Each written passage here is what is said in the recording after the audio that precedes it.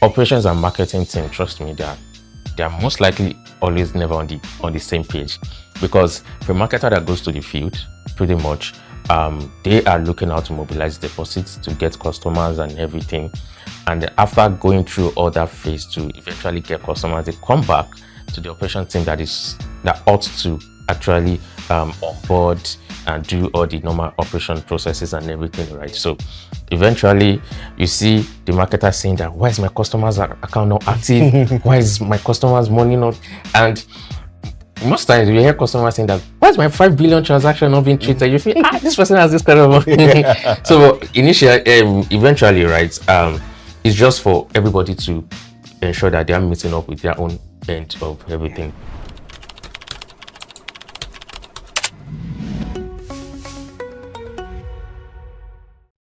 Hello and welcome to Dev Lantern. Today we are going beyond borders to find how Nigerian founders are building global products with African identity at its core. I am Blessing Stone and I'm here with Odumosolo Ashino. Good to have you here, Shina. Thank you very much. It's a pleasure. To start this conversation, we have an amazing guest whose journey speaks directly to this topic. Welcome, Oluwafumi Ojo. Thank you very much. Good to have you. Same here. I know you guys are looking amazing. Thank you. Thank you. Looking great yourself. Right. But your name, Oluwafumi, is kind of long. Well, that's the beauty. I even thought of anyway. asking. I thought of asking. You know, you have a lot of Omoni, Adeni, Olani. Ola. Yeah. Exactly. But Oluwafumi is unique. Kind of unique. True. Yeah. True. Nice. So what's the meaning? God has given me honor. Wow. Oh, wow. Yeah. Wow. So we are honored. And you get it. You Say get that it. again. You get it. Yeah. We're honored to have you here. All right. Let's get to know you. Okay. So my name is Oluwafumi Ojo, and I'm a tech founder. I'm the founder at Netbox ICT, where we do digital transformation for businesses to automate business operations, improve productivity, and also improve profitability. Wow, that's amazing. Yeah. So, as a founder, let's talk about your product journey. Okay. So, you walk us through the vision, the building process, and the current traction that your products have that will potentially scale beyond Nigeria. So, let's start from there. The Okay. vision. Great question. I think initially, right, we just wanted to actually solve problems, Okay. right? And the whole product development thing came up from sometime when I was working in an organization, and we had issues of teams not fully being able to collaborate with each other. And then we'll have issues of, I shared this document with you, I didn't see it, you didn't share it with me. Everybody's trained everybody under the course, That back and especially where you forth. guys are having like NPR or something, and you want to tag your lack of productivity to a team that you're supposed to work with. And eventually, we just looked at, I just said, okay, fine. Can we look for something to solve this? So we built something like an internal portal then that allows teams to share files. And then with that, you can see who shared what file and when, and who has also viewed that file.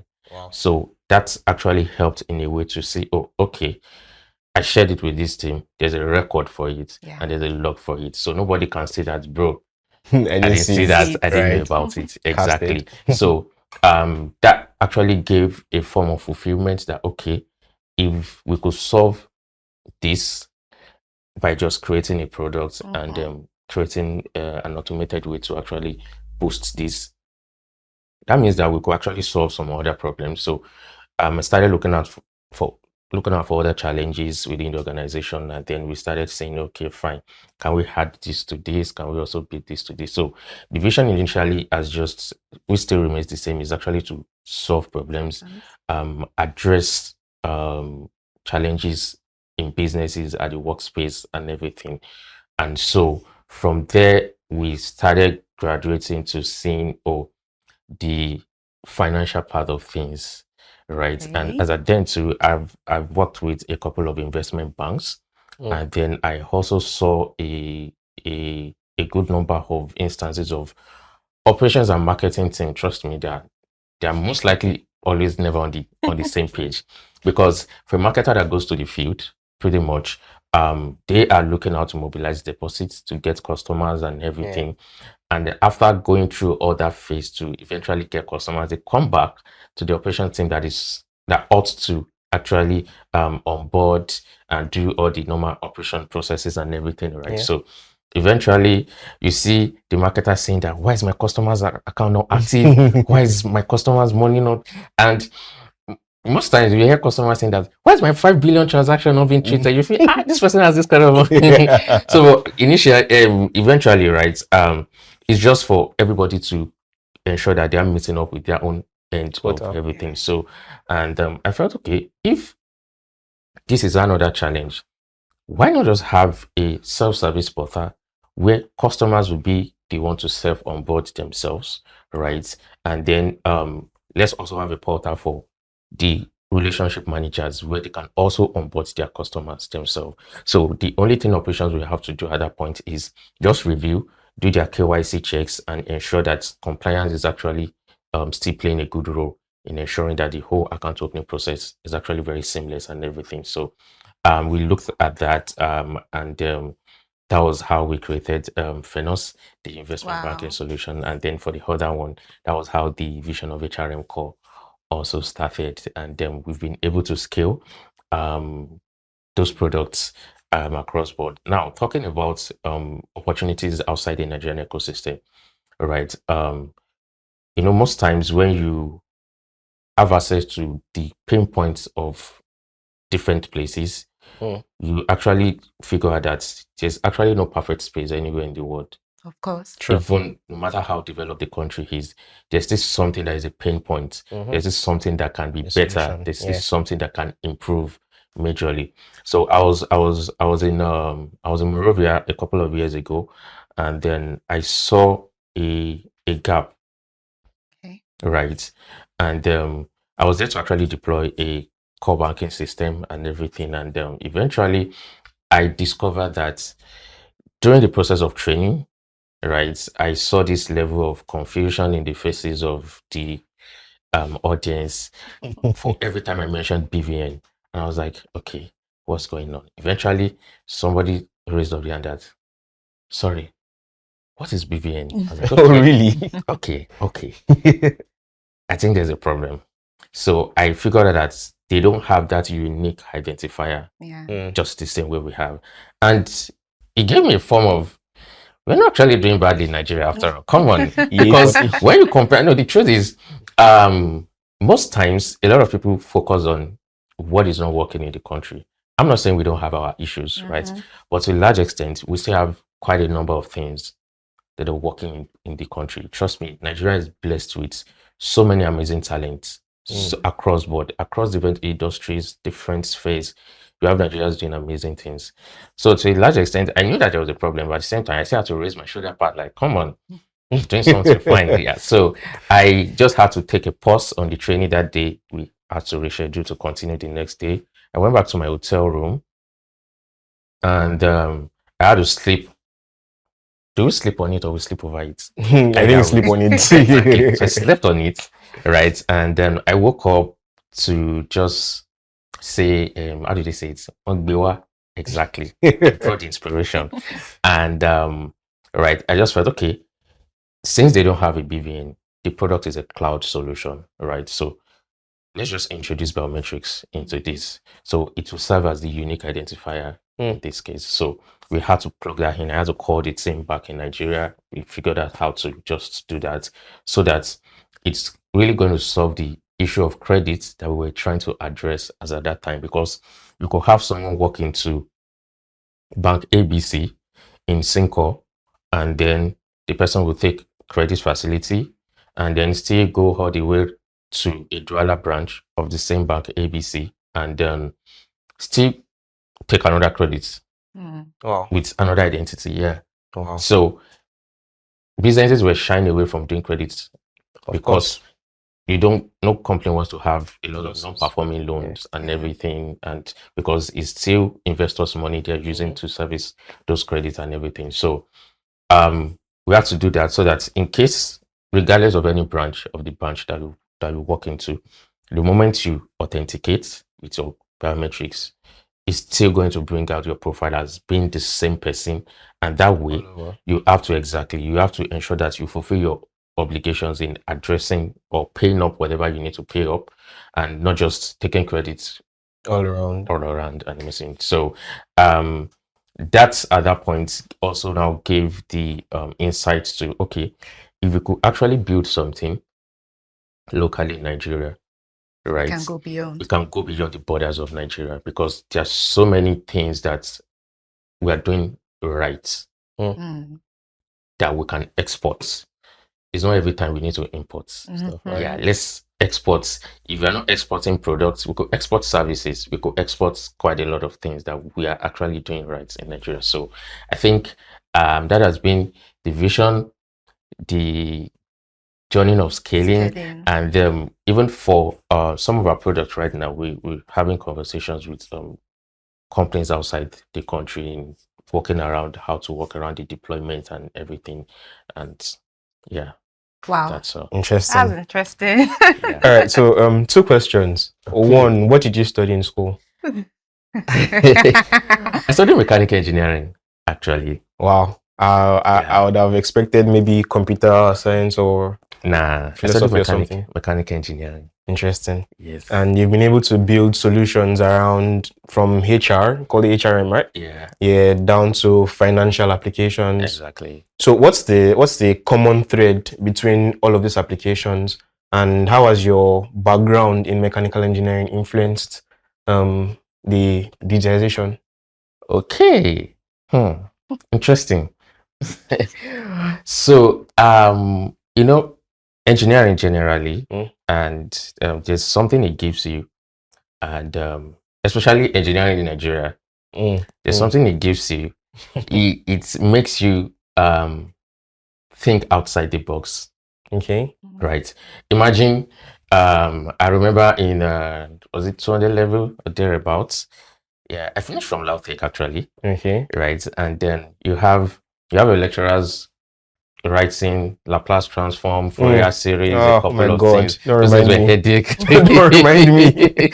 Yeah, those things were headache. As they're like, you have to understand, break it down, and then navigate from there.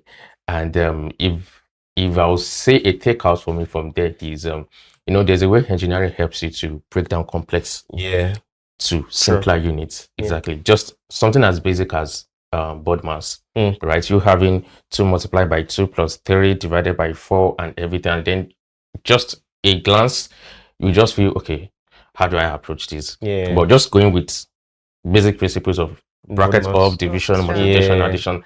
Exactly. So you can break it down. Okay, the first thing I'm dealing with is a bracket. Okay, then the next thing I'm dealing with division. Then I'm addressing multiplication next, addition next, and subtraction. So it's just the same concepts too. When you see, oh, this is not working in this company, that is not working in this company, this is not working, and that is not working. Eventually, you have to approach everything one after the other. So in terms of building products too, we build to scale. Right, so it's just like you're building a house. You can't start from the roof. You need to address it from the foundation. So I think that's what I would say. That's the influence of exactly. So what's now the common thread between all your applications, from the HR to the fintech? I don't know if there are any other. So a common thread is we've actually built every of those products from scratch. Okay. Right. And then we've built them with customers in mind. Because most times, like I tell my team, we are not the judge of, is this product amazing or not? Is this product fantastic or not? You can look at the technology part and say, oh, there's we've done this, you've done that, we've done this. Come on, this is...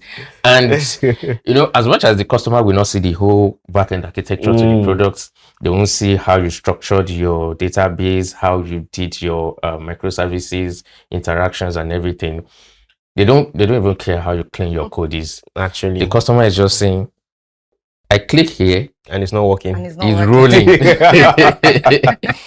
It's rolling. And you can have funny instances where I've had some instances at some point when someone just called and say, "Oh, this thing is not working."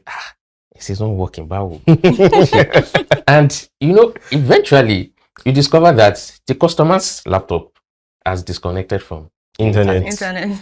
So just say, the app is not working, it's just rolling, so what oh god.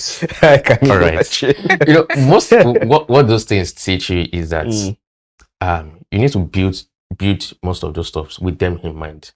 Yeah, you need to ensure that to a large extent you don't have a complex UI, something that anyone Simple can just enough. say, "Oh, click here, And you're done. you are done." So make it as simple as possible. So I would say a common trend is we've built with the maximum level of simplicity that we can. We've built to scale, and then we've built with customers in mind, because we understand that we're not just building for now, we're building for a longer time. We want to be here in 5, 10, 15, 20 years. 20 years, 25 years. Okay. Exactly. Okay. That's So a stretch.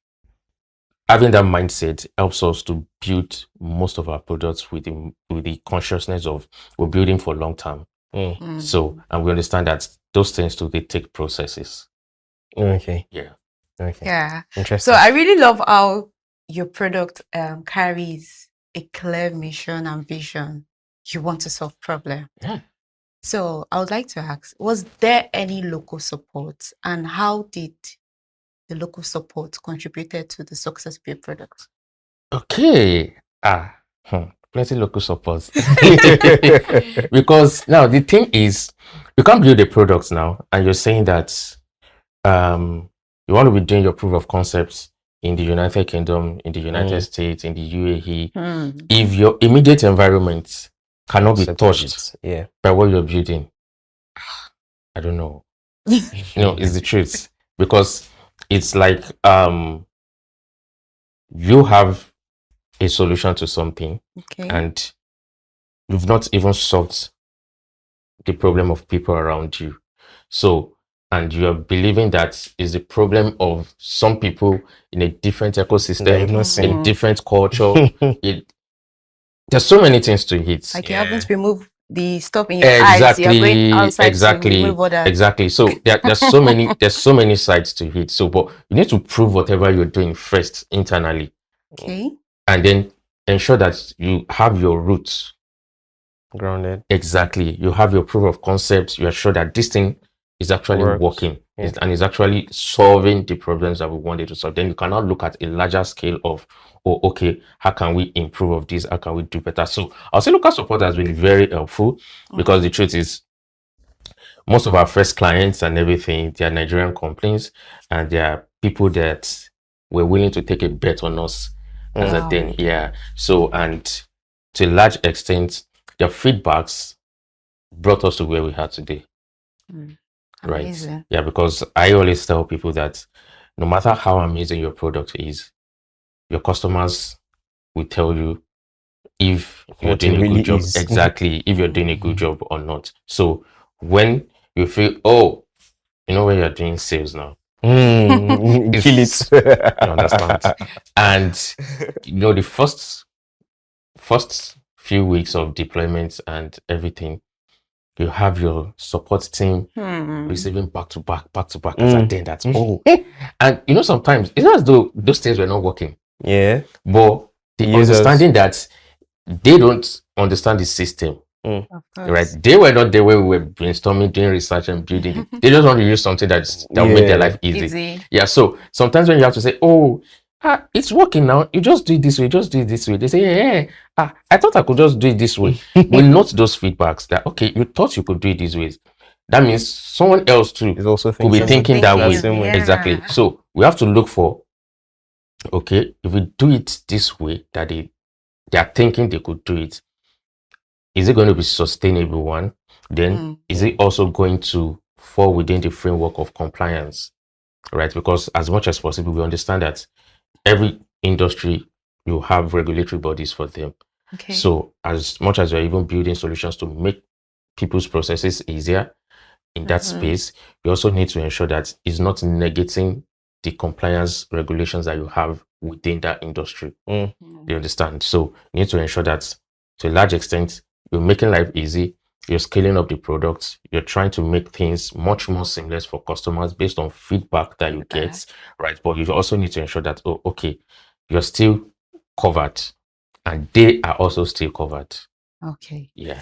So, I watched a TikTok, Okay. a video on TikTok, and Okay. this person or the man said you can't use a local mindset to build global products. But right now, you're saying the local support was there. They contributed. Yeah. So what's your POV on that? I want to know your own point of view. Okay. So if you say you can't use a local mindset to build a global product, Yeah. I agree with that point of view. Okay. Because like I said, you have to understand that you're building locally, but you have to maintain a global posture. All right. Right. So, and just like what you said, the mindset goes a long way.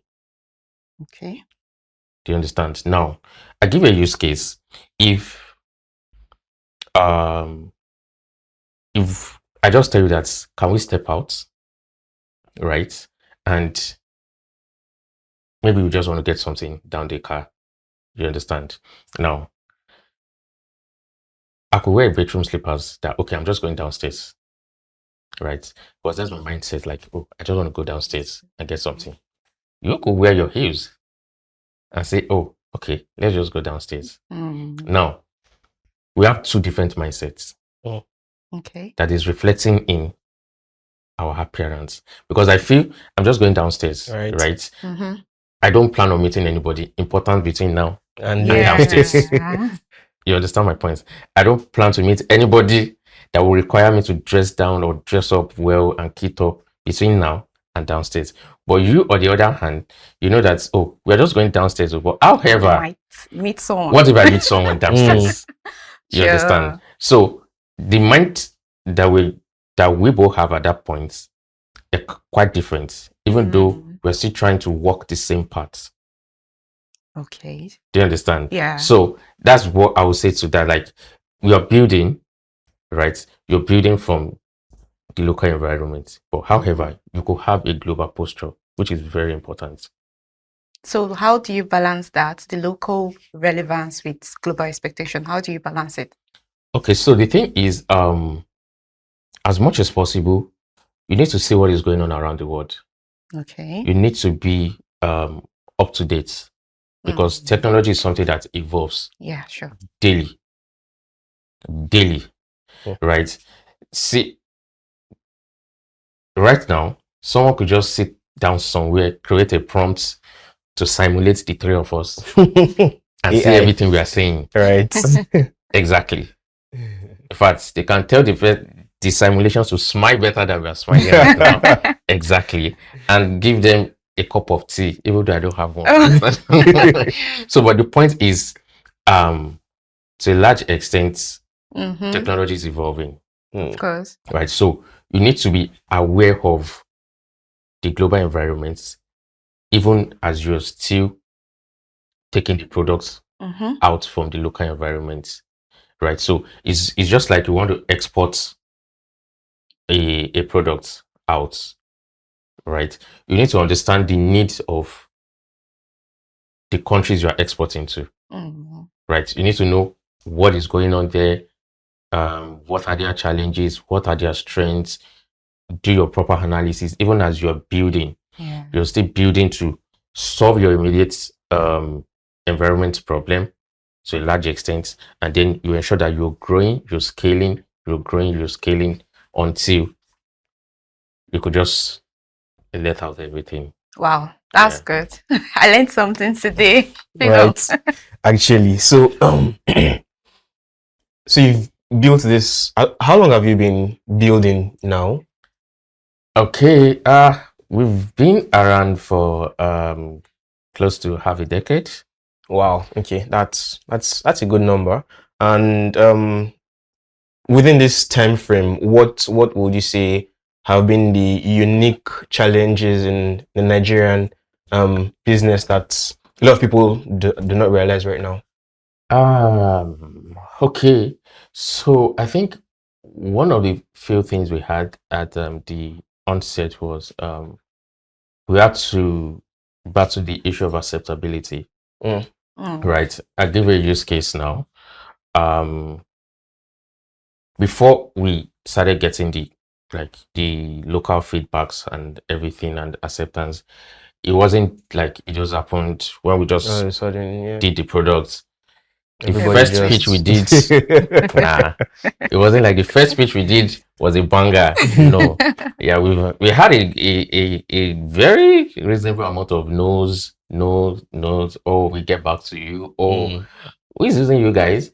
And yeah, so we understand that part, right? So we have to also deal with that part because to a large extent, the Nigerian ecosystem, it's actually way better right now, right? Well, I think as a then, we believe so much in buying foreign products, right? But the thing is, when you buy a product, take for instance now, built, developed, everything in the US. Yeah. The developers developed it with the US ecosystem understanding. Very true. The US ecosystem laws, the way things are done Over over the there. culture. Exactly. So the culture fits in now bringing it down here. Most times, it's not really always like this. Because one thing people don't also look at is the issue of support. Because most people just feel, oh, let's just get this product. They don't look at, oh, what if we get to this point and we need to do something about the products? What happens as that then? Can they help us modify? Can they help us tweak this? Can there be an improvement on this and everything? And most times people just absorb most of those things and then God will bless them. It's a customer facing product where they have to push it out to their customers, and customers are saying, oh, I can't do this, I can't do that, I can't do this, I can't do that. And the feedbacks can be overwhelming at that point. And because it's not built here, and you can just get through to whoever worked on it and say, oh, okay, we need this based on this that we're getting from and then you see how you can work with the businesses to get the best. You have to reach out back to the support over there. Time difference issues, one.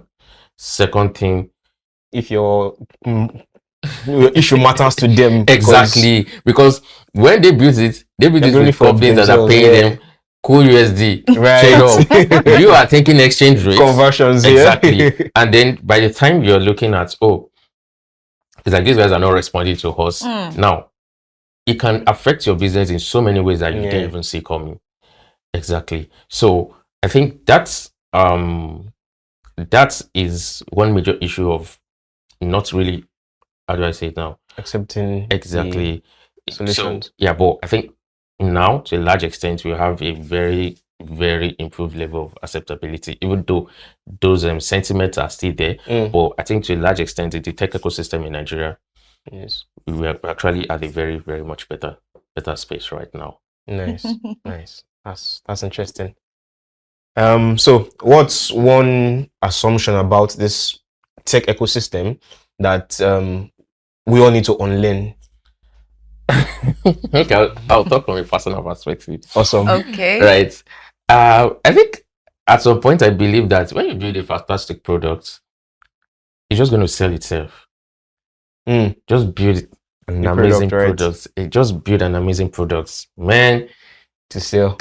So you're saying it's going to sell itself without marketing, bro. And I think most people in tech also like came from that point of view that okay, it's good to work on your products, right? But like I once heard someone say, nobody's going to tell your story. If you don't tell it. Sure. Nobody's going to sell your products like you would sell it. Right. So I've had to unlearn that part. Yeah, that's it's not just about building an amazing product. You need to be visible. Right? Visibility.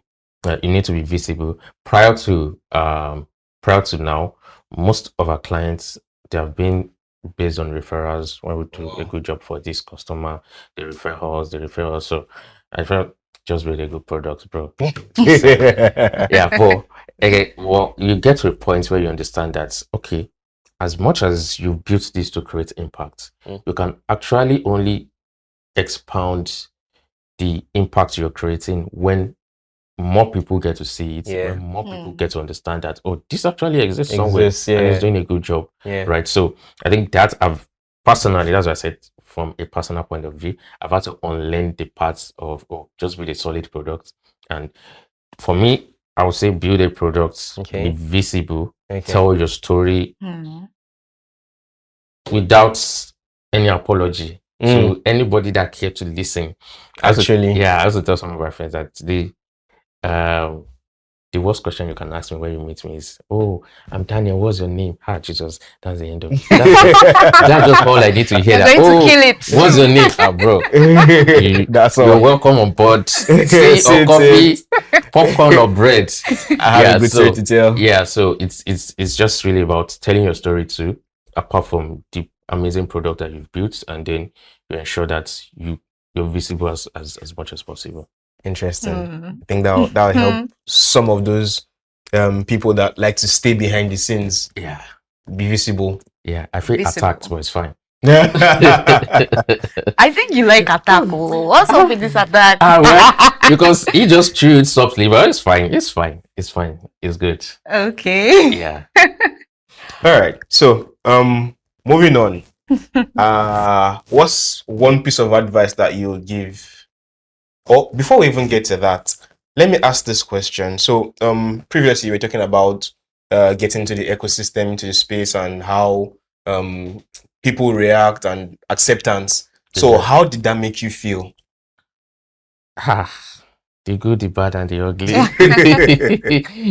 And how were you able to also navigate? You know, it can be heartbreaking when possibly you have series of presentations and pitch, and then you feel, oh, I killed this. Max next tomorrow. They reach out. And boy, oh boy. 1 week. For a surprise. And first you have to do a follow-up and they say, oh, sorry, we're actually still checking out some other options before we make our decision and everything. And we've also had a share of no. That, oh, okay, this is nice, but right now we just want to sit back and and then you might feel like, bro, why did you invite us when you know that you were when you know that you were not ready? Like, bro, right? So that part too, and then we've also had the part of, oh, send the invoice, send the this, and then within 2 days. Nice. The check is ready. So that's why I said it's a mix of. And then you say we have arrived. Where? Where? Yeah. So it's just a mix of the good, the bad, and the ugly, right? But I think you also need to grow a thick skin. Yeah, you need to understand that having no's is also part of the journey, right? Yeah. Everybody cannot accept you. Everybody can also not reject you, right? So you just need to find your audience and find the people that actually can resonate with the solution you're giving to them, and you can also resonate with their problems and their issues, and then you guys can work together and provide values on both ends. Nice. Yeah. So I think I'll pick out a few things. Don't stop going out there. Of course. I mean, and you get no's, a lot of no's. So it doesn't mean you should stop as well. And I mean, find people that resonate with your solution. And people you resonate with their problems. Exactly. Awesome. So what piece of advice, aside this anyways, because I mean, these are also great pieces of advice.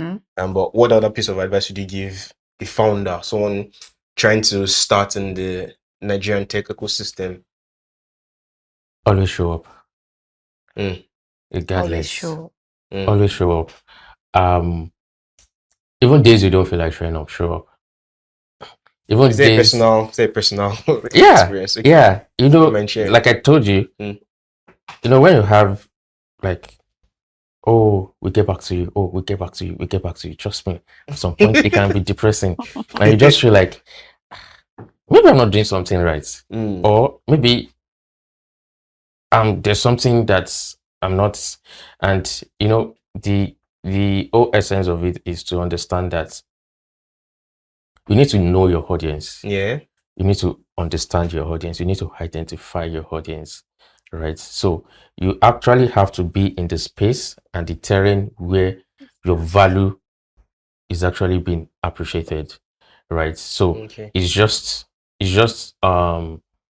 someone that is selling jackets, Mm. right, in a hot weather or in an environment where there's heat. The jacket is it valuable? Yes. Is it needed? Yes. Is it a good product? Yes. But at that point, Time. is it at the right place? No. The timing? No. Wrong. If it goes back in Harmattan season, right, or where it's very cold, You sell out. exactly, you sell out almost immediately. So it's just about identifying the value you have and then also where the value is being needed. So you need to understand your audience, know where you are actually selling, and you'll be good. Wow, Nice. that's amazing. Thank you very much for Thank you. that. Thank you so much. Thank you so much. Oluwafuminiyi, It's for nice. honoring this podcast and sharing your insights, sharing your journey, your story. Thank you. Like, I'm really amazed. And the Thank you so immense much. wisdom I've gained. Thank you so I'm really much. amazed. It's really I'm nice to really be here. amazed. Really Yeah. nice to be here. Thank you So, so would much. you like to share your socials with our audience? They would like to get in touch with you. Okay. For IG, I think we Okay. have Netbox HQ, and same too for X, and then LinkedIn. Sorry, can you spell the Yeah. netbox? NERTHBOX. Okay.